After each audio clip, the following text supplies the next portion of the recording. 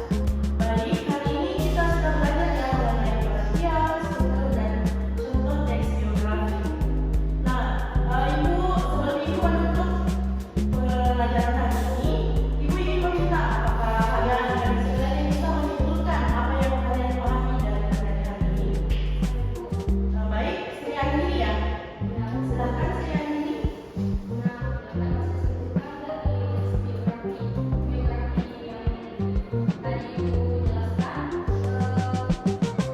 bahwa kisah riwayat hidup seseorang bahwa teks biografi adalah kisah riwayat hidup seseorang biasanya membawa inspirasi atau hal yang ditulis oleh orang lain, fakta, pengalaman, dan peristiwa penting.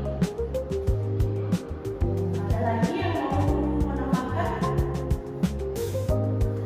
Kalau tidak ada, Ibu tutup ya.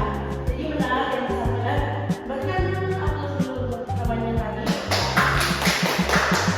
Jadi benar apa yang disampaikan oleh Sri hari ini, bahwa teks biografi itu adalah teks yang menceritakan perjalanan hidup seseorang yang menjadi tokoh inspirasi yang ditulis oleh orang lain. Yang tercakup sepertinya seperti orientasi dan reorientasi. Oke, semoga Ibu harap semua kalian bisa menyelesaikan tugasnya dengan baik